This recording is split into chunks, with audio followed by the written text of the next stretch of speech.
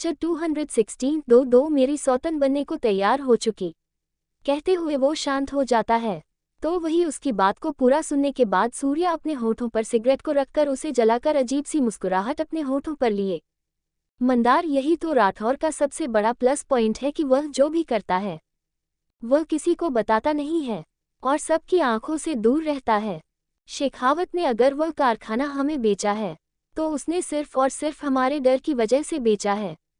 उसके अंदर डर है, इसी वजह से आज वह कारखाना हमारे पास है। और सच की बात कर रहे हो तो पैसों से बहुत कुछ कर लिया जाता है, तो इन्फॉर्मेशन निकलना कौन सी बड़ी बात है। एक काम करो, उसे कारखाने की पूरी इन्फॉर्मेशन निकालो और यह भी निकाले कि ऐसे कितने कारखाने हैं जो राठौर ने बेचे हैं, और एक एक कारखाने की हर एक इन्फॉर्मेशन निकालो और जो भी कारखाना उसके नाम पर है वह भी कारखाने की इन्फॉर्मेशन निकालो। पहले उसके सोर्सेस पर वार करना है, उसके बाद वह खुद ही पागल हो जाएगा, क्योंकि पैसों की लत बहुत बुरी चीज़ है। जिसको लग जाए वह पागल हो जाता है और राठौर के बारे में बताने की कोई ज़रूरत ही नहीं है। कहते हुए वह मुस्कुराने लगता है बड़ी अजीब तरह से, और वही उसकी बात को सुनकर मंदार कुछ सोचते हुए उसकी तरफ देखने लगता है। वह गहरी सांस लेकर, वो बॉस चांदनी रावत और उसके असिस्टेंट दोनों ही पैलेस में आ गए हैं और पता लगा है कि आज रात वह दोनों यहीं पर रुकने वाली है। और जिस परिवार को मैडम ने बचाया था उसे काशी भेजा गया है, उनकी फैमिली शायद वहां पर रहती है। सूर्या ये सुनकर कुछ सोचते हुए उसे परिवार की इन्फॉर्मेशन निकालते रहना कि वह कहां तक पहुंचे हैं। राठौर को अगर इस बारे में पता चला तो बहुत बड़ी मुसीबत हो सकती है। रही बात उसे चांदनी की, तो फिलहाल तो वह कुछ कर नहीं रही है।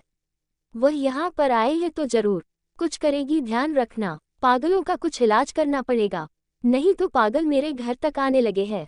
क्या करूं मंदार, अब मेरी बीवी क्या करेगी पता नहीं। अब देखने में मजा यह है कि भीगी बिल्ली शेरनी बनती है या भीगी बिल्ला बनकर ही रहेगी। उद्धरण चिन्ह अल्पविराम। कहते हुए वह अपनी जगह से खड़ा होकर अपने ब्लेजर को पहनकर अपने घड़ी को देखकर, मुझे कुछ काम है, तुम ऑफिस का देखना। अगर किसी ने भी पूछा तो बता देना मैं केबिन में हूँ, किसी को यह नहीं पता चलना चाहिए कि मैं बाहर गया हूँ। कहते हुए वह वहां से चला जाता है और वही उसकी बात को सुनकर मंदार हैरान से उसे देखा है। फिर अपना सर हिलाकर सारे डॉक्यूमेंट को एक एक करके साइड में रखना लगता है। वही शाम का वक्त हो जाता है। पहले इसके अंदर तेजाब, मंदार और सूर्या भी आया हुआ था। जहां सूर्या के चेहरे पर कोई एक्सप्रेस नहीं थे वहां मंदार सूर्या को देख रहा था। तेजा भी सूर्या को देखा है, फिर कुछ सोचकर अपना सर हिला देता है। पहले इसके अंदर आते हैं जहां चांदनी बैठी हुई थी। वह अपनी जगह पर खड़ी होकर मुस्कुराते हुए, मुझे तो लगा था कि हमारी कभी मुलाकात ही नहीं होगी। वैसे मैं यहाँ पर दोपहर से आई हूँ पर तुम कहीं दिखे नहीं मुझे लगा कि तुम यहाँ पर घूमने के लिए आए हो, पर यहाँ पर भी काम कर रहे हैं। कहते कहते वह बड़ी मासूमियत से उसे देखने लगती है, तो सूर्या उसकी बातों को पूरा तरह से इग्नोर करके सामने से आ रही रोशनी की तरफ देखकर मुस्कुरा देता है। वही रोशनी उसके पास आकर उसे गले लगा लेती है, जिससे सूर्या अपनी रोशनी को देखा है जो अपने तिरछी से नजरों से चांदनी की तरफ देख रही थी। उसे देखकर उसके होठों पर एक मुस्कुराहट आ जाती है।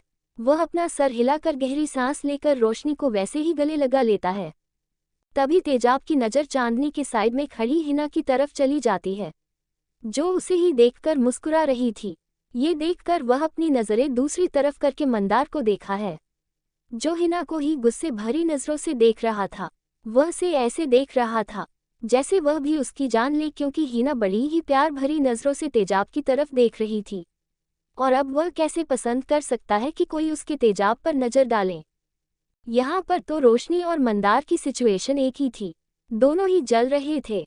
वही सूर्या रोशनी के बालों को सहलाते हुए बड़े प्यार से, फायरफ्लाई, खुद की जलन में इतनी भी मोहब्बत मत बरसो, आदत नहीं है इसकी मुझे। कहते हुए वह उसके चेहरे को अपने चेहरे के बेहद नज़दीक कर लेता है। और वही उसकी बात को सुनकर रोशनी अपनी आंखें छोटी छोटी करके, मतलब मैं कभी भी आपसे प्यार से बात नहीं करते, आपको गले नहीं लगती, और मैं क्यों जलूं कि किससे, आप तो मेरे पति हो। कहते कहते वह अपनी नीली आंखें बड़ी बड़ी करके उसे देखने लगती है और वही सूर्या उसकी बात पर सिर्फ मुस्कुरा देता है, वह कुछ कहता नहीं है। तभी वहां पर चांदनी उन दोनों के सामने खड़ी होकर बड़ी ही मासूमियत से, सूर्या मैं तुमसे बात कर रही हूँ और तुम हो जो मुझसे बात भी नहीं कर रहे हो।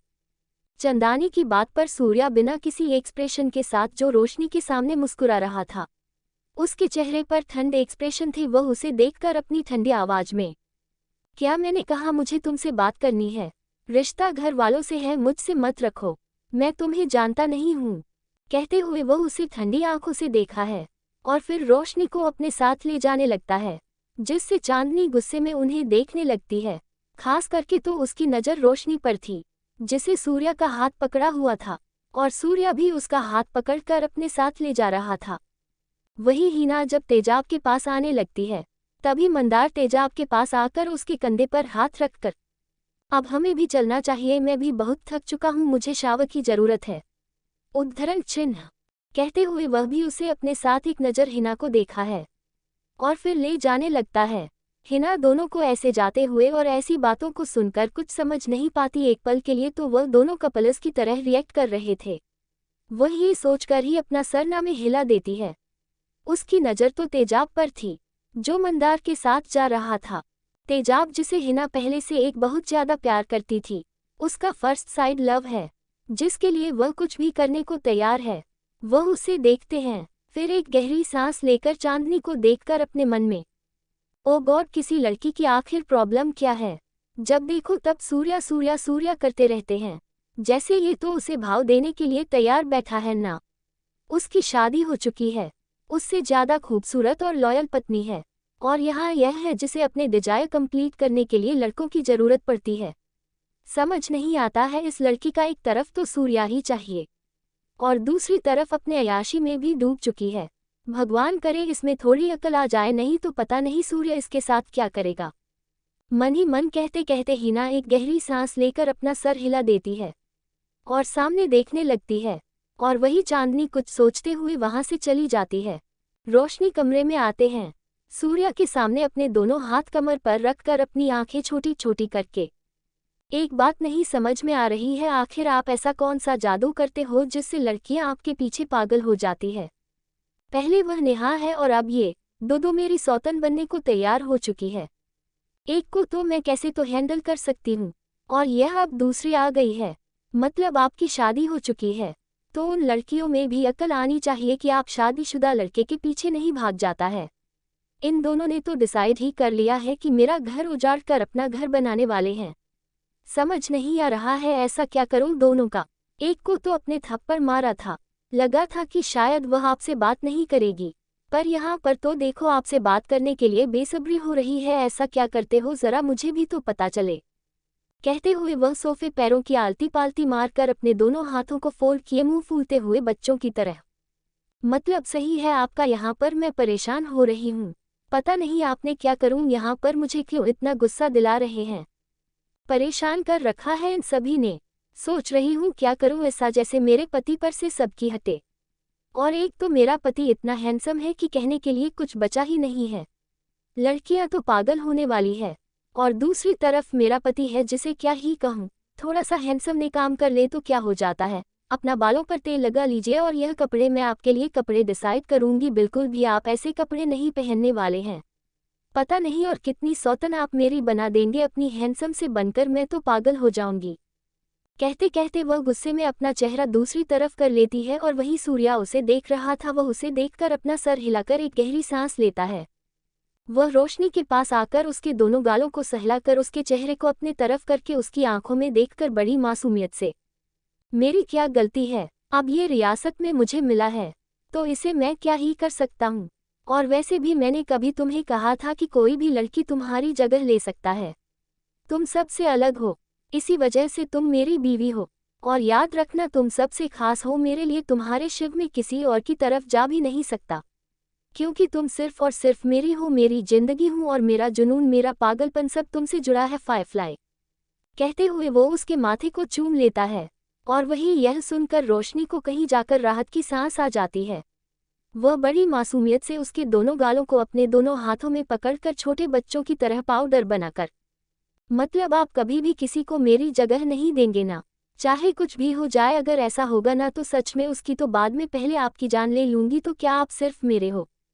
217 पागलपन और मौत, मेरी क्या गलती है, अब ये रियासत में मुझे मिला है तो इसे मैं क्या ही कर सकता हूँ, और वैसे भी मैंने कभी तुम्हें कहा था कि कोई भी लड़की तुम्हारी जगह ले सकता है। तुम सबसे अलग हो, इसी वजह से तुम मेरी बीवी हो। और याद रखना, तुम सबसे खास हो मेरे लिए। तुम्हारे शिव में किसी और की तरफ जा भी नहीं सकता, क्योंकि तुम सिर्फ और सिर्फ मेरी हो। मेरी जिंदगी हूँ और मेरा जुनून, मेरा पागलपन सब तुमसे जुड़ा है फायरफ्लाई। कहते हुए वो उसके माथे को चूम लेता है, और वही यह सुनकर रोशनी को कहीं जाकर राहत की सांस आ जाती है। वह बड़ी मासूमियत से उसके दोनों गालों को अपने दोनों हाथों में पकड़कर छोटे बच्चों की तरह पाउडर बनाकर, मतलब आप कभी भी किसी को मेरी जगह नहीं देंगे ना, चाहे कुछ भी हो जाए। अगर ऐसा होगा ना तो सच में उसकी तो बाद में पहले आपकी जान ले लूंगी। तो क्या आप सिर्फ मेरे हो? कहते हुए छोटे बच्चों की तरह उसे अपनी आंखें छोटी छोटी करके देखने लगती है। वही उसका प्यारा सा चेहरा देखकर सूर्या को बहुत ही ज्यादा प्यार आने लगा था। उसकी बीवी इस बात से परेशान है कि उसकी जगह वह किसी और को दे सकता है। ये सोच भी कैसे सकती है उसकी बीवी, अगर उसे देनी होती तो उसने शादी ही क्यों कर लेता। सूर्या को रोशनी से बचकानी हरकत पर हंसी भी आ रही थी। वह उसे अपनी बाहों में उठाकर अपने साथ बिस्तर पर ले जाता है। बिस्तर पर लेटकर खुद उसके ऊपर जाकर उसकी आंखों में देखते हुए मुस्कुराकर, फायरफ्लाई, मुझे लगता है कि तुम्हें अभी भी मुझ पर ट्रस्ट नहीं है। अब इस ट्रस्ट को मुझे लाना तो होगा। आखिर तुम मेरी बीवी हो, और तुम्हें आज मैं प्रूव कर दूंगा कि मैं तुम्हारे सिवा किसी और के पास जाना तो दूर की बात है, मैं देख भी नहीं सकता, क्योंकि आंखें सिर्फ और सिर्फ तुम पर ही टिकी हुई है।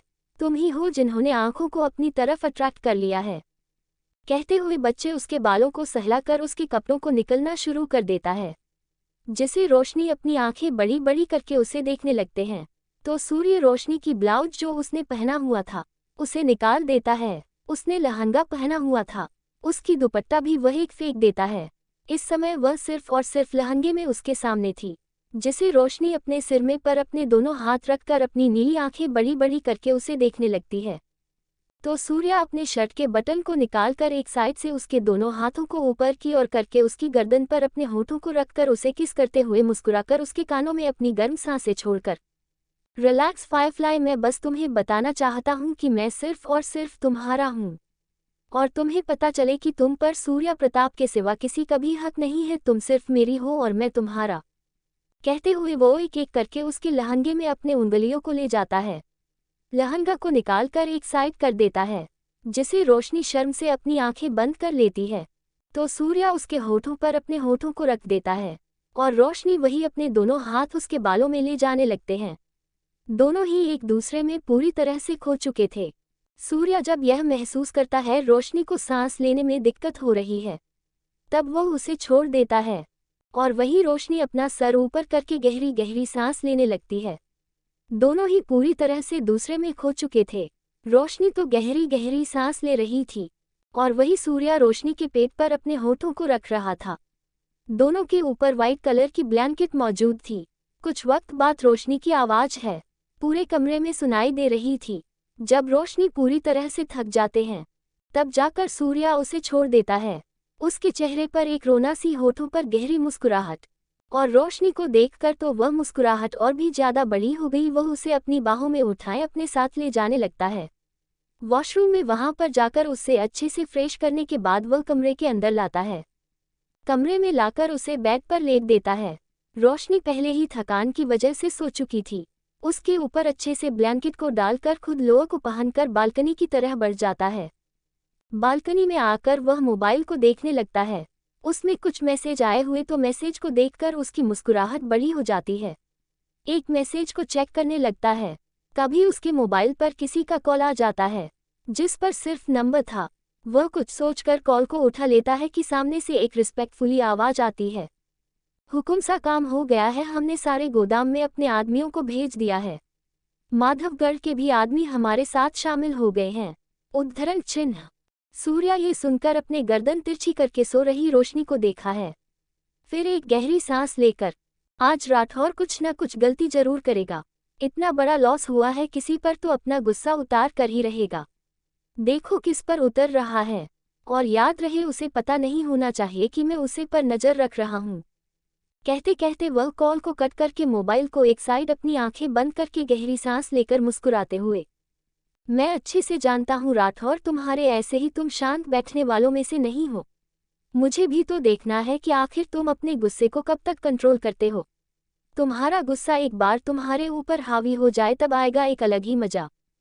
कहते हुए वह बड़ी अजीब तरह से मुस्कुराने लगता है और एक गहरी सांस लेकर अपनी जगह से खड़ा होकर कुछ सोचने लगता है और वहां से चला जाता है कमरे के अंदर।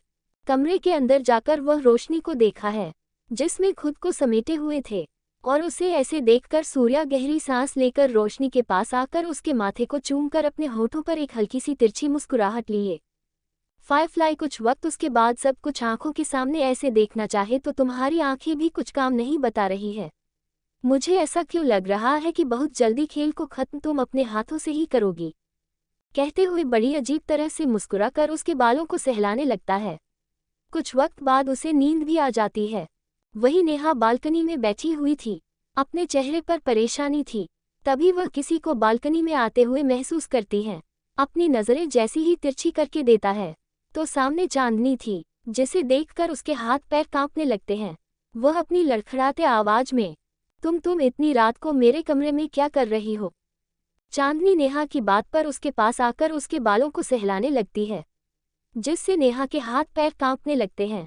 तो चांदनी उसके बालों को पकड़कर, मुझे एक बात नहीं समझ में आ रहे हैं कि मैं तुम्हें वार्निंग दी थी ना सूर्या से दूर रहने की, तो तुम यहाँ पर क्या कर रही हो।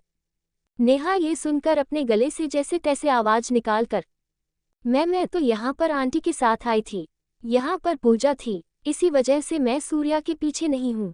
मैं तो उससे कोई रिश्ता भी नहीं रखना चाहती क्योंकि अब उसकी शादी हो गई है। तो वो इतना ही कह पाए थे कि चांदनी उसके बालों को पकड़कर खींचते हुए उसके गले को दबाकर, झूठ किसे कह रही हूँ, तुम्हारी आंखें साफ साफ बता रही हैं कि तुम सूर्या को कितना चाहते हो। तुम्हारे आंखों में उसके लिए प्यार नजर आ रहा है मुझे, और यह मैं बर्दाश्त नहीं कर सकती कि कोई मेरे सूर्या पर अपनी नज़र डाले। वह तुम ही क्यों ना हो, गलती कर रही हूँ मेरी अमानत पर अपनी यह नज़रें डालकर।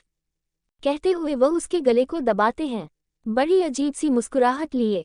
बहुत गुस्सा आ रहा है मुझे और मेरा गुस्सा कंट्रोल नहीं हो रहा है। सोच रही हूँ मैं अपने गुस्से को किस पर तो उतारूं और तुमसे बेहतर मेरा खिलौना कोई और हो सकता है। कहते हुए उसके गले को कस के दबाने लगते हैं। नेहा उसे अपने से दूर करना चाहती थी पर चांदनी ने कस के उसका गला दबाया था कि उसे सांस लेने में बहुत ही ज्यादा दिक्कत हो रही थी। वह अपनी लड़खड़ाती आवाज में, चाचा चाचा चाचा चाचा चाचा चंदानी मेरा गला छोड़ दो, मुझे बहुत ज्यादा दर्द हो रहा है, मुझे सांस लेने में नहीं आ रही है। कहते हुए उसके आंखों से आंसू बहने लगते हैं और वही चांदनी उसकी बात पर बड़ी अजीब तरह से मुस्कुराते हुए, कैसे गला छोड़ दूं तुम्हारा, सूर्या की प्यारी सी बीवी की वजह से मेरा गुस्सा कम नहीं हो रहा है। जो मैं तुम्हारा गला छोड़ दूं, मुझे अपने गुस्से को कंट्रोल तो करना ही होगा, पर कंट्रोल अगर नहीं हो रहा है तो किसी पर उतरना होगा, नहीं तो मेरी तबीयत खराब हो जाएगी और मैं सब बिल्कुल भी नहीं चाहती। अब तुम हो तो तुम्हें इसकी सजा तो मिलेगी। वैसे भी तुम मेरी आंखों में बहुत ज्यादा खटकने लगी हूँ। अच्छे से जानती हूँ कि अगर रोशनी इस दुनिया से चली गई तो तुम्हारी वह प्यारी सी आंटी रोशनी की जगह तुम्हें दे देगी कैसे भी करके, और प्रताप फैमिली कैसे सुलोचना की बात को ठुकरा सकती है। अब अगर रोशनी को मैं बाद में मरूं और पहले तुम्हें इस दुनिया से आज़ाद कर दूं तो सब लोग परेशान हो जाएंगे और रोशनी से अपने ध्यान ही हटा देंगे और फिर बनेगी मेरी अगली टारगेट रोशनी, जिससे मैं इतनी प्यारी मौत देने वाली हूं कि तुम सोच भी नहीं सकती। कहते हुए वह नेहा का हाथ पकड़कर उसकी नस को काटकर उसके सर को वही टेबल पर मार देती है जिससे किसी को भी कुछ पता नहीं चलता। कांच के टुकड़े नेहा के सर पर चले जाते हैं और नेहा अपनी आंखें खुली करके चांदनी को देखने लगते हैं। उसकी आंखें बड़ी बड़ी थी, पूरी तरह से लाल लाल हो गई थी, खून बहता जा रहा था, नेहा के मुंह से भी खून आ रहा था। तो वही चांदनी ने उसके चेहरे को देखकर बड़ी अजीब तरह से मुस्कुराते हुए, परेशान मत हो, तुम्हारे पीछे पीछे मैं रोशनी को भी भेजने वाली हूँ। आखिर उसने गलती कर दी है मेरे सूर्या को अपने बनाने की और इसके सजा भी तो होती है ना। 218 खंजर से नाम लिखना। कहते हुए वह नेहा का हाथ पकड़कर उसकी नस को काटकर उसके सर को वही टेबल पर मार देती है जिससे किसी को भी कुछ पता नहीं चलता। कांच के टुकड़े नेहा के सर पर चले जाते हैं और नेहा अपनी आंखें खुली करके चांदनी को देखने लगते हैं। उसकी आंखें बड़ी बड़ी थी, पूरी तरह से लाल लाल हो गई थी, खून बहता जा रहा था, नेहा के मुंह से भी खून आ रहा था। तो वही चांदनी ने उसके चेहरे को देखकर बड़ी अजीब तरह से मुस्कुराते हुए, परेशान मत हो, तुम्हारे पीछे पीछे मैं रोशनी को भी भेजने वाली हूँ। आखिर उसने गलती कर दी है मेरे सूर्या को अपने बनाने की, और इसके सजा भी तो होती है ना। कहते कहते बड़ी अजीब तरह से हंसने लगते हैं। उसके बालों को सहला कर दो गहरी सांस लेकर खुद के कपड़ों को सही करके अपने हाथ को देखते हैं, और फिर अपने पॉकेट से एक स्प्रे को निकाल कर नेहा के पूरे शरीर पर मार देती है, जिससे उसकी उंगलियों के निशान नेहा के शरीर से हट जाए और वह वहां से गुनगुनाते हुए चली जाती है। चेहरे पर पागल वाली मुस्कुरा है, आंखों में सनक और बेइंतहा दीवानगी, वह भी सूर्या के लिए। दूसरी तरफ मंदार सोफे पर बैठा हुआ गुस्से में सामने खड़े तेजाब को देख रहा था, जो बड़ी मासूमियत भरे चेहरे के साथ उसे ही देख रहा था। मंदार उसे देखकर अपनी आंखें छोटी छोटी करके, यह अपना मासूम सा चेहरा मुझे ना ही दिखाओ, वही बेहतर है। देख रहा था मैं कैसे तुम उसे चुड़ैल की चमची की तरफ देख रही थी, जैसे मौका मिले और अभी तुम उसे अपनी गर्लफ्रेंड बना दो। बेशर्म इंसान, यहाँ मेरे साथ तो हो और नजरें तुम्हारी कहीं और है। कहते हुए वह अपनी जगह से खड़ा होकर उसे गुस्से भरी नजरों से देखने लगता है। तो तेजाब बड़ी मासूमियत से अपना सर ना नहीं लाकर अपनी आंखें बड़ी बड़ी करके, नहीं बेबी, तुम गलत समझ रहे हो, मैं और यह सब बिल्कुल भी नहीं, बल्कि मुझे तो पता भी नहीं था कि वह मेरी तरफ देख रही है। मैं तो वहां से जा ही रहा था कि उसकी नज़र मुझ पर चली गई, तो मैं अनजाने में देख लिया। और तुम ऐसे कैसे कह सकते हो? मैं अपने बेबी बॉय को तभी धोखा दे सकता हूँ, वह तो मेरा है। और वैसे भी मुझे लड़कियों में इंटरेस्ट कहाँ है, मुझे तुम्हें इंटरेस्ट है। कहते हुए वह बड़ी मासूमियत से उसे देख नहीं लगता है। तो मंदार उसकी कॉलर को पकड़कर अपनी तरफ करके देख रहा था, तुम्हारी आंखें वहीं पर थी, पूरे 5 सेकंड में भी देख रहा था, और वह भी तुम्हें देख रही थी, और कह रही हूँ मुझे लड़कियों में इंटरेस्ट नहीं है। पता नहीं इंटरेस्ट भी आ जाएगा तुम्हारा, कोई गारंटी है तुम्हारी? कहते कहते वह अपनी आंखें छोटी छोटी करके उसे देखने लगता है। तो तेजाब बड़ी मासूमियत से अपना सर ना में हिलाकर, तुम गलत समझ रहे हो बेबी बॉय, ऐसा कुछ भी नहीं है, और मैं और उसे लड़की का बिल्कुल भी नहीं, कोई मैच ही नहीं है। मुझे तो तुम ही पसंद हो, अगर तुम पसंद नहीं होते तो इतने पापड़ बेलता। मैं इतना सब कुछ कर रहा हूँ क्योंकि मुझे सिर्फ और सिर्फ तुम ही चाहिए। अब तुम मुझे गलत समझ रहे हो, मुझ पर शक कर रहे हो। मैं तुम्हारा हूँ, कैसे प्रूफ करूँ? क्या अपने सीने पर तुम्हारा नाम लिखूं? कहते हुए वह उसे देख नहीं लगता है। तो मंदार उसकी शर्ट के 2 बटन्स खोलकर उसके सीने पर अपनी 2 उंगलियों को ले जाते हुए, वैसे यह आइडिया बुरा नहीं, इससे कोई भी लड़की तुम्हारे पास नहीं आएगी। ये सुनते हैं तेजाब बिना कुछ बोले अपनी शर्ट के बटन खोलने लगता है, जिससे मंदार हैरान से उसे देखने लगता है। तो तेजाब अपने पेंट के पॉकेट से एक खंजर को निकाल देता है, जिससे मंदार उसे हैरान उसे देखने लगता है। तो तेजाब अपने सीने पर मंदार का इस खंजर से नाम लिखने लगता है। ये देखकर मंदार पूरी तरह से हैरान हो जाता है। उसने तो ये सब मजाक में कह दिया था, पर तेजाब कैसे करने से मंदार परेशान हो जाता है। वह उसके पास आकर उसे रोकना ही वाला था कि तेजाब उसे देखकर मुस्कुराते हुए, बेबी बॉय, तुम्हारा नाम मैं अपने सीने पर लिख रहा हूँ, अगर तुम नजदीक भी आए ना तो ये खंजर मेरे सीने में चला जाएगा, क्या तुम ये देखना चाहते हो? ये सुनते ही मंदार पूरी तरह से डर जाता है। वह उसे देखकर गुस्से भरी आवाज में, पागल हो गए हो क्या तुम, जहाँ कह रहे हो? तेजाब मंदार का नाम अपने सीने पर लिखकर खंजर को वहीं फेंककर मुस्कुराते हुए, देखा कितना खूबसूरत लग रहा है तुम्हारा नाम मेरे सीने पर, अब तो चाकू से लिख दिया है, बस कुछ देर रुको, पूरी तरह से तुम्हारा नाम अपने सीने पर टैटू करवाऊंगा, यह आज नहीं तो कल मीट ही जाएगा।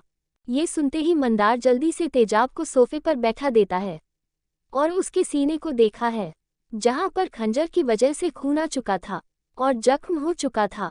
ये सब देखकर वह पूरी तरह से डर चुका था। वह जल्दी से फर्स्ट एड बॉक्स लाकर उसके जख्म को क्लीन करके गुस्से भरी आवाज में, पागल इंसान, मैंने यह नहीं कहा था कि मेरे नाम को लिखने के लिए तुम खुद को जख्म दो, मुझे बिल्कुल भी बर्दाश्त नहीं है। मैं तुम्हें बिल्कुल भी जख्मी नहीं देख सकता था। मैं जानता हूँ कि तुम उसे लड़की में बिल्कुल भी इंटरेस्ट नहीं हूँ। मैं बस तुम पर हल्का सा गुस्सा कर रहा था क्योंकि तुम बहुत ज़्यादा क्यूट लग रहे थे, पर तुम तो सच में पागल हो रहे हो। ऐसा अगली बार किया ना तो सच में मैं खुद मर जाऊंगा। वह इतना ही कहा पाया, तेजाब उसके होठों पर अपने होठों को रखकर उसे रूड होकर किस करने लगता है, जिससे मंदार अपनी आंखें बंद कर लेता है। तेजाब वैसे ही उसे पैशनेट के साथ करके बैग की ओर ले जाता है। उसे बेड पर लेटकर उसके ऊपर जाकर उसकी आंखों में देखकर बड़ी ही प्यार से सोचना भी मत, नहीं तो बहुत बुरा हो सकता है। मैं तुम्हारे बिना जी नहीं सकता, ये तुम भी जानते हो। उसकी तरह समझदार मैं अगर जिंदा हूँ तो सिर्फ और सिर्फ तुम्हारे लिए। जीने की ख्वाहिश अगर मैं अपने अंदर ली है तो तुम हो उसकी वजह, और ऐसे दूर जाने के बारे में सोचा। कहते कहते वह उसके बालों को सहलाकर उसके होठों पर अपने होठों पर रख देता है। मंदार अपनी आंखें बंद करके उसके बालों पर अपने दोनों हाथों को ले जाता है। तेजाब वैसे ही उसे पैशनेट होकर डीप किस करने लगता है। दोनों ही एक दूसरे में खो चुके थे। मंदार ध्यान भी दे रहा था कि तेजाब से सीने पर उसका कोई हाथ ना लगे, ऐसे कहीं ध्यान देकर वह उसके साथ इंटीमेट हो रहा था। 2 घंटे के इंटीमेट के बाद दोनों ही एक दूसरे से अलग हो जाते हैं। मंदार बड़ी प्यार भरी नजरों से तेजाब को देख रहा था, तो वही तेजाब उसके बालों को सहलाने लगता है। वह उसके माथे को चूमकर उसकी आंखों में देखकर, क्या हो रहा है, ऐसे क्यों देख रहे हो? पहले तो गुस्सा थे और अब देखो इतना प्यारा सा चेहरा कर लिया है। अब तुम ही बताओ, मैं खुद को कैसे कंट्रोल करूं? तुम्हारे ऐसे कट से चेहरे को देखकर इतनी भी कट मत बनो बेबी बॉय, इससे पहले मैं तुम्हारी वह हालत कर दूं कि तुम 3 दिन तक बेड से खड़े भी नहीं हो पाओगे। कहते हुए वो आई विंग करने लगता है तो मंदार उसके सीने पर मार देता है, अनजाने में, जिसे तेजाब अपने सीने पर हाथ रखकर बड़े ही दर्द भरे एक्सप्रेशन दिए। बेबी बॉय, क्या कर दिया तुमने? अपने नाम पर ही हाथ लगा दिया, मुझे दर्द हो रहा है। अभी तो जख्म पर मंगलम लगाया था और देखो अब तो दर्द होने लगा है तुम्हारे ऐसे करने से। कहते कहते वह बेड पर लेट जाता है, तो वही मंदार अपनी जगह पर जैसे तैसे करके बैठकर परेशानी करे आवाज में, क्या तुम्हें सच में दर्द हो रहा है? मैं रुको, मैं तुम्हारे लिए मलहम रहता हूँ। शांत हो, जो मैंने गलती से किया मैंने जानबूझकर नहीं किया। तुम्हारी बातें सुनकर मुझे गुस्सा आ गया। मैं क्या करूं, मुझे कुछ समझ नहीं आ रहा है। कहते कहते वह पूरी तरह से कंफ्यूज हो चुका था और उसमें परेशानी भी भर चुकी थी। तो वही उसकी बहन को सुनकर तेजाब उसे अपनी तरफ खींचकर उसकी कमर पर अपना हाथ रखकर उसकी आंखों में देखते हुए मुस्कुराकर, तुम बस मुझे संभालो, मेरे पास रहूं वही काफ़ी है, ये दर्द भी चला जाएगा। अपने प्यार भरी नज़रों को हमेशा ही मुझ पर रखना, कभी भी मुझसे दूर मत जाना और हमेशा ऐसे ही मेरे हर एक इमोशंस को मेरे अंदर रखना। अगर तुम चले गए तो ये तेजाब भी एक कोरा कागज बन जाएगा, तुम्हारे बिना मैं कुछ भी नहीं हूँ बेबी बॉय। कहते हुए उसके माथे को चूमकर उसके बालों को सहलाने लगता है, तो मंदार उसके पेट पर अपना सर रखकर अपनी आंखें बंद करके, तो तुम्हारा बेबी बॉय भी तुम्हारे बिना कुछ भी नहीं है, मैं सिर्फ और सिर्फ तुम्हारा होना चाहता हूँ, मुझे भी कोई और नहीं चाहिए। और वैसे भी कुछ करके हम दोनों एक साथ रहेंगे, क्योंकि मैं अब सिर्फ और सिर्फ तुम्हारा हूँ। पागल कर दिया है तुमने मुझे। अपना ये बेबी बॉय खुद का ना रहकर तुम्हारा हो चुका है, अब वह सिर्फ और सिर्फ तुम्हारा ही होना चाहता है। कहते हुए वह उसकी आंखों में देखा है और वही उसकी बात पर तेजाब बस मुस्कुरा देता है, उसके बालों को सहलाकर अपनी आंखें बंद करने लगता है। मंदार भी उसके चेहरे को देखकर अपनी आंखें बंद कर लेता है। वह वैसे ही उसके पेट पर अपना सर रखे गहरी नींद में चला जाता है। वहीं दूसरी तरफ महक अकेले कमरे में बैठी हुई थी। रात के 1 बजे चुके थे, पर अभी तक राघव का कोई आता पता ही नहीं था कि वह आखिर गया तो गया कहाँ पर है। वह वहीं सोफे पर बैठे हुए दरवाजे की तरफ देख रही थी, वह परेशान होते हुए खुद से ही, आखिर चला कहाँ पर गया है? रात के 1 बजे है, पता नहीं कहाँ पर होगा, और नहीं कॉल लग रहा है, नहीं कुछ और कोई बात भी नहीं रहा है। और अगर किसी के पास चली जाऊंगी तो सभी खामखा परेशान हो जाएंगे और मैं उनको परेशान बिल्कुल भी नहीं देखना चाहती। पता नहीं कहाँ पर है, इतनी रात को आना तो चाहिए था ना। कहते हुए वह अपनी उंगलियों को आपस में फंसा कर उसे उलझने लगते हैं और अपनी आंखें बंद करके खुद को शांत करने लगते हैं। 219 स्वीट मॉर्निंग फायरफ्लाई। वहीं दूसरी तरफ महक अकेले कमरे में बैठी हुई थी। रात के 1 बजे चुके थे, पर अभी तक राघव का कोई आता पता ही नहीं था कि वह आखिर गया तो गया कहाँ पर है। वह वहीं सोफे पर बैठे हुए दरवाजे की तरफ देख रही थी, वह परेशान होते हुए खुद से ही, आखिर चला कहाँ पर गया है? रात के 1 बजे है, पता नहीं कहाँ पर होगा, और नहीं कॉल लग रहा है, नहीं कुछ और कोई बात भी नहीं रहा है। और अगर किसी के पास चली जाऊंगी तो सभी खामखा परेशान हो जाएंगे और मैं उनको परेशान बिल्कुल भी नहीं देखना चाहती। पता नहीं कहाँ पर है, इतनी रात को आना तो चाहिए था ना। कहते हुए वह अपनी उंगलियों को आपस में फंसा कर उसे उलझने लगते हैं और अपनी आंखें बंद करके खुद को शांत करने लगते हैं। उसको बार बार दरवाजे से की तरफ देख रही थी और खुद को शांत कर रही थी। करीब 2 बजे के बाद दरवाजा खुल जाता है, जिसे राघव कमरे के अंदर आ जाता है। राघव को देखकर महक अपनी जगह पर खड़ी होकर उसके पास आकर गुस्से में उसके दोनों कंधों को पकड़कर अपने गुस्से भरी आवाज में, पागल इंसान, तुम्हें पता है कि कितने बजे है रात के, और यहाँ पर तुम रात में क्या कर रहे थे? कौन से सितारे देखने गए थे? आसमान लाने गए थे या चांद को ढूंढने गए थे? परेशान कर रखा है तुमने मुझे। अगर कुछ हो जाता तो पता है ना जैसलमेर कैसा है। फिर भी रात के अंधेरे में क्या कुछ नहीं होता? और प्रताप खानदान के कितने सारे दुश्मन हैं। उनमें से कोई अगर तुम्हें रात में किडनैप कर लेता या कुछ कर लेता तो दिमाग से कम करो, रात में कौन काम करता है? कहते कहते वह गुस्से में उसे पर बरसने लगती है, और वही उसकी पूरी बातों को सुनकर राघव शांति से सुन रहा था।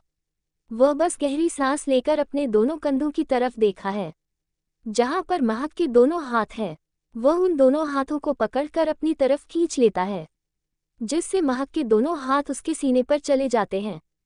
तो राघव उसकी आंखों में देखकर बिना किसी एक्सप्रेशन के साथ, क्या बात है जाना, आज मेरे ना होने से तुम इतना ज्यादा डर गई? परेशान मत हो, कुछ जरूरी काम था इसी वजह से बाहर गया था, और वैसे भी मुझे पता नहीं था मेरी जाना मेरे ना होने से इतना ज्यादा परेशान हो जाएगी। कहते हुए वो उसके बालों को सहलाने लगता है। वही उसकी बात को सुनकर महक अपनी आंखें छोटे छोटे करके, तुम्हें यहाँ पर मस्ती सूझ रही है? मैं परेशान होती जा रही हूँ। तुम्हारे पास थोड़ा भी दिमाग है कि नहीं? यहाँ पर घर में इतनी बड़ी सिचुएशन हो रही है, प्रॉब्लम्स पर प्रॉब्लम से राठौर आ गया है, और ऊपर से मुझे बहुत ज़्यादा डर लग रहा है। यहाँ पर क्या क्या होता है यह मुझे अच्छे से पता है। बेहतर यही है कि तुम जल्दी से जल्दी पापा और माँ से कहकर यहाँ से जाने का टिकट बुकिंग करवाओ, मैं बिल्कुल भी यहाँ पर रहना नहीं चाहती हूँ। कहते हुए वो परेशान होकर अपनी आंखें बंद करके गहरी गहरी सांस लेने लगती है। वही उसकी बात को सुनकर राघव उसे अपनी तरफ खींच लेता है, जिससे महक के दोनों हाथ उसके कंधे पर चले जाते हैं। राघव उसकी कमर को पकड़कर उसकी आंखों में देखकर एक हाथ से उसके गालों को सहन कर बड़े प्यार से, क्या हुआ है जान, तुम इतनी परेशान क्यों हो? और वैसे भी मुझे कैसे कुछ हो सकता है? मेरे पास इतने अच्छे अच्छे बॉडीगार्ड हैं तो मुझे कुछ नहीं हो सकता, और मैं यहाँ पर ही था। और वैसे भी कौन सी परेशानी, सब कुछ हमारे कंट्रोल में है। कोई भी हमारे पैलेस की तो दूर की बातें हमारे रियासत को भी हाथ नहीं लग सकता। सूर्या भाई के होते हुए तुम इतना ज़्यादा परेशान क्यों हो रही हूँ? क्या मैं जान सकता हूँ कि तुम्हें ये सब किसने बताया? लगता है तुम्हें प्रताप खानदान पर भरोसा ही नहीं है।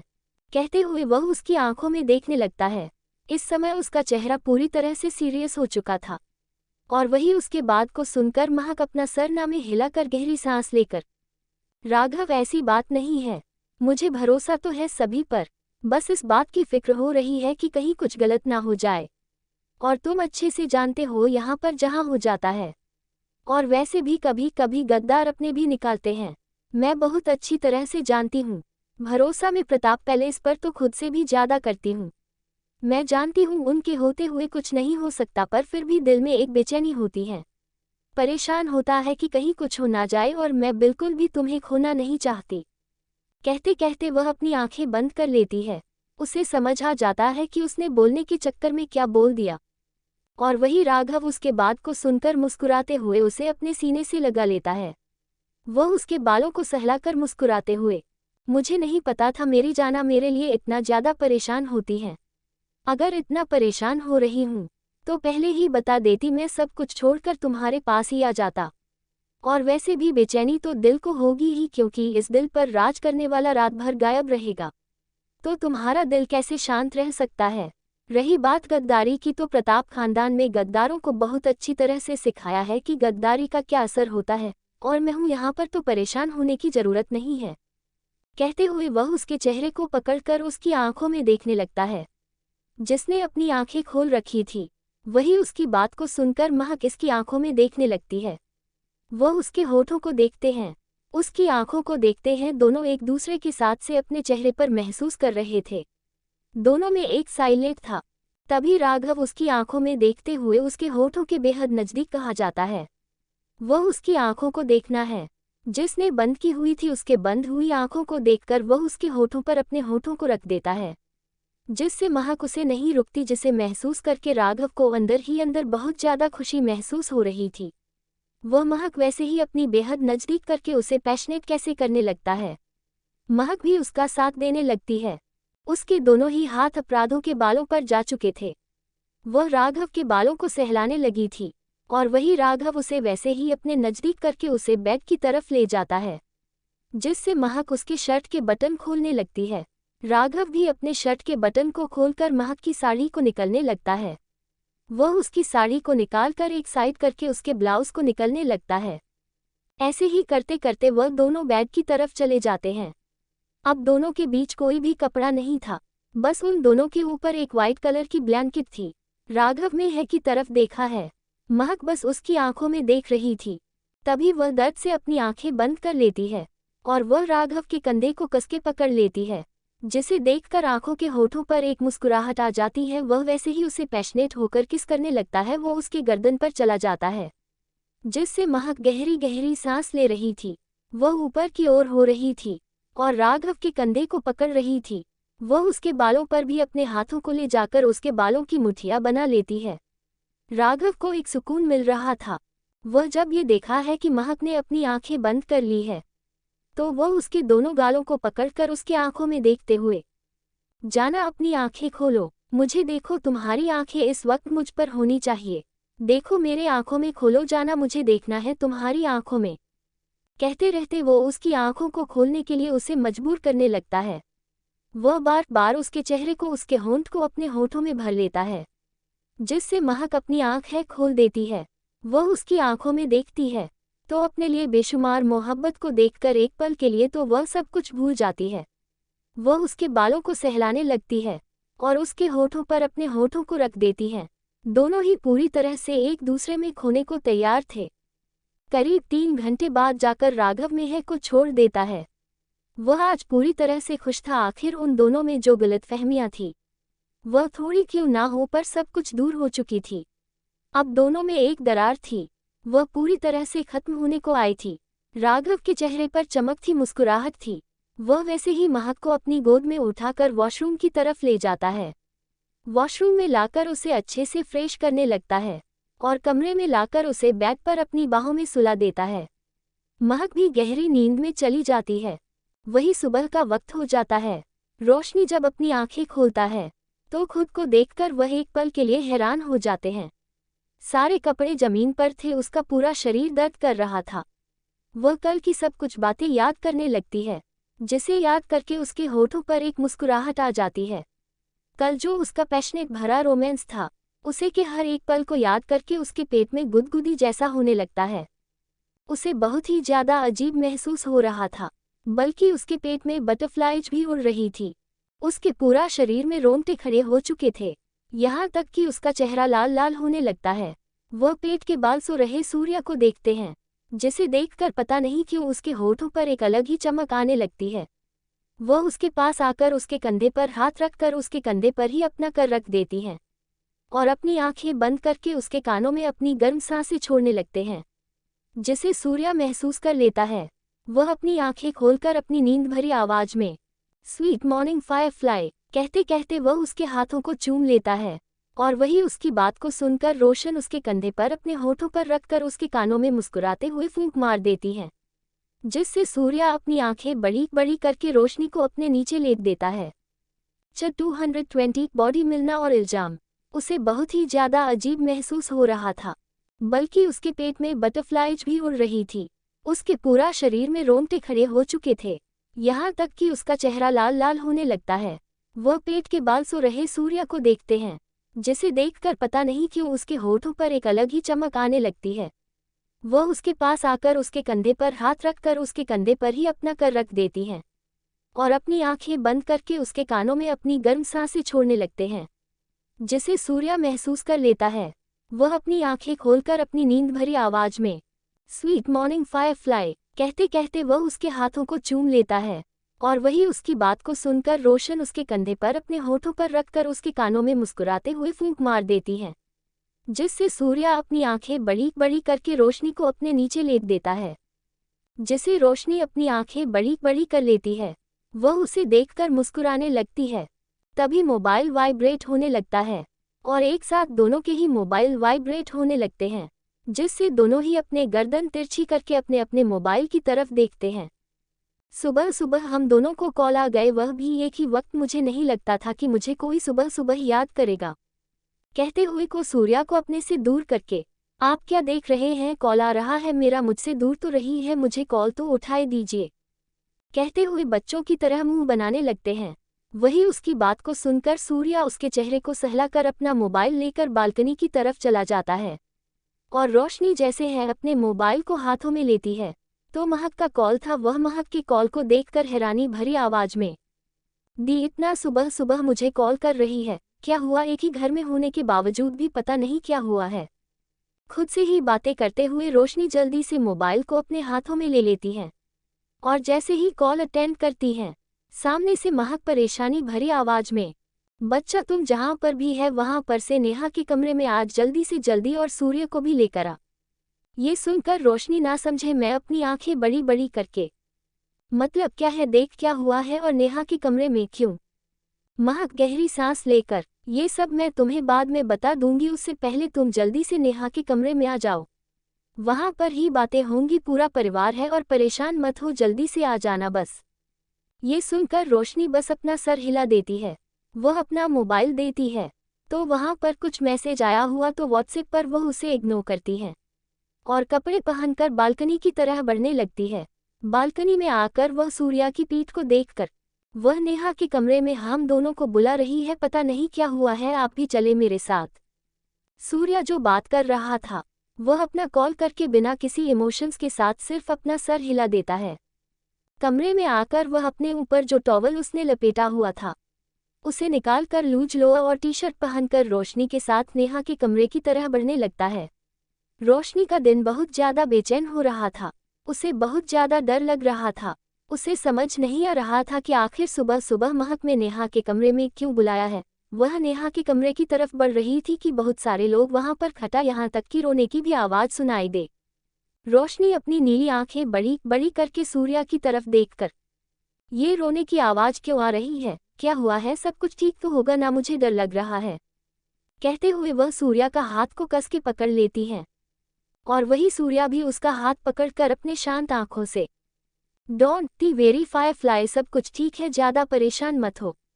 कहते हुए सूर्या रोशनी के बालों को सहलाकर उसके हाथ को कस के पकड़ लेता है।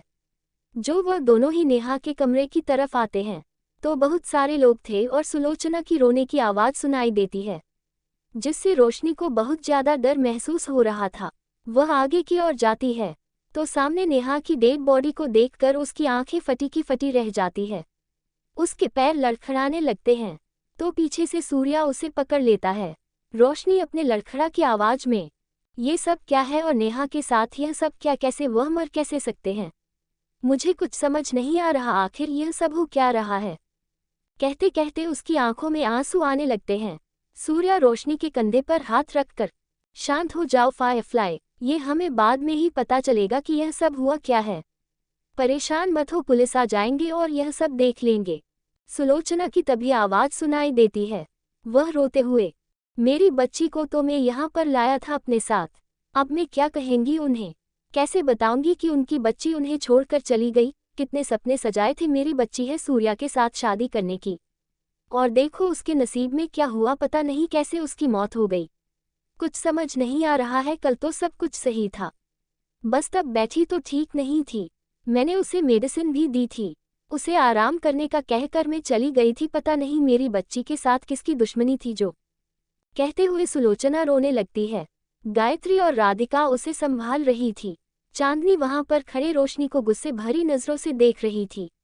आखिर रोशनी जो जल्दी के चक्कर में खुद पर ध्यान ही नहीं दिया था, उसकी गर्दन पर इतने सारे निशान थे, उसका चेहरे से ही बता सकते थे कि कल रात हुआ तो हुआ क्या। उसके होंठ भी सूजे हुए थे, जिसका मतलब साफ था तुम दोनों की रात कैसी गई होगी।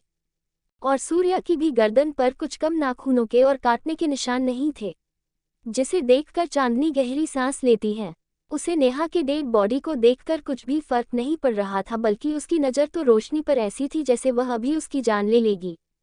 वही नेहा की हालत ऐसी थी जैसे उसका पूरा शरीर सफ़ेद पड़ चुका था, पूरा खून फर्श पर बिखरा हुआ था, और खास करके बालकनी में तो और भी ज्यादा किसी को भी समझ में नहीं आ रहा था कि आखिर नेहा के साथ हुआ तो हुआ क्या है। उसकी नस काटी गई थी, जिससे हर कोई परेशान था कि आखिर नेहा ने सुसाइड कैसे कर लिया। वहीं पुलिस ऑफिसर्स आ जाते हैं, नेहा की बॉडी को अपने साथ ले जाते हैं, क्योंकि नेहा की बॉडी से ही पता लग सकता है नेहा के साथ हुआ तो हुआ क्या है। सभी हाल में बैठे बातें कर रहे थे। ऊपर खड़ी चांदनी सभी को देखकर अपनी आंखें बंद करके गहरी सांस लेकर अपनी जानलेवा नजरों से रोशनी को देख रही थी। तभी वहां पर आ जाती है हीना। वह चांदनी के साइड में खड़ी होकर परेशानी भरी आवाज में, मैडम सब कुछ तो हमने अपने कंट्रोल में ले लिया है, पर जब नेहा की बॉडी अस्पताल में चली जाएगी उसके बाद कहाँ थोड़ा प्रॉब्लम हो सकता है हैंडल करने में, क्योंकि वह सब हैंडल करने वाला सूर्या है और जो हॉस्पिटल है वो प्रताप खानदान का है। हम पेपर्स को चेंज नहीं कर सकते। वैसे आपने उनकी बॉडी में स्प्रे मारा होगा तो डॉन टीथ की कोई निशान उसकी बॉडी पर होंगे। कहते हुए वह शांत हो जाते हैं। तो चांदनी गहरी सांस लेकर, दूसरी भी बॉडी बहुत जल्द अस्पताल में जाने वाली है। अब सभी का ध्यान उसे नेहा पर चल जाएगा तो रोशनी पर कौन देखेगा। ऐसा कुछ करो जिससे पूरा प्रताप पैलेस बाहर जाना चाहिए, शिवाय रोशनी को छोड़कर। मुझे रोशनी को अकेले में ही मारना है, उसे इतना तड़पाना है, उतना तड़पाना है कि उसे अफसोस होना चाहिए कि उसने सूर्या से शादी, क्योंकि उसने गलती कर दी। उससे शादी करके उसे इतना ज्यादा पछतावा होना चाहिए कि वह खुद मेरे सामने मौत की भीख मांगे। कहते हुए वह बड़ी पागलों की तरह हंसने लगते हैं। वही उसकी बात को सुनकर हीना की मानो चेहरे की हवाएं ही उड़ जाती है।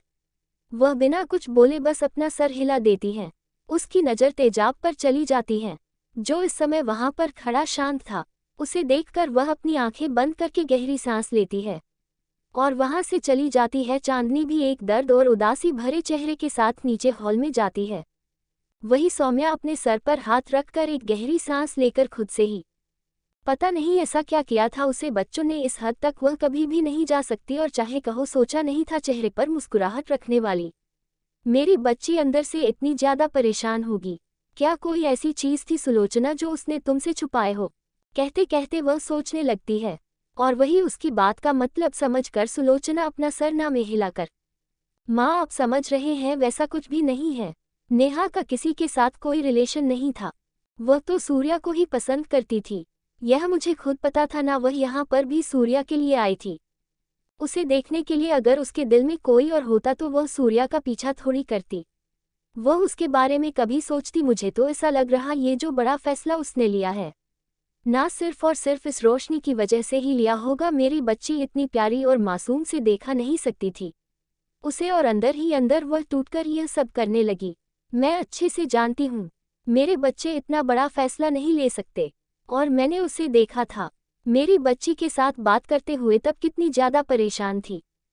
ये सुनते ही रोशनी अपना सर ना में हिलाकर, बुआ आप गलत समझ रही है, मेरे और नेहा की बात नॉर्मल हुई थी।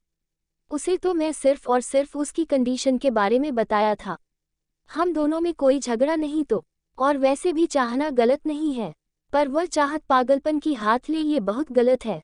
इससे आगे जाकर उसे ही नुकसान हो जाती, और जहाँ तक मैं जानती हूँ उसे, मुझे इतना पता है कि यह सब जो हुआ है यह इस वजह से बिल्कुल भी नहीं हुआ है। अगर कुछ सिचुएशन होती तो उसने आपसे डिस्कस कर ही लिया होता। उद्धरण चिन्ह अल्पविराम।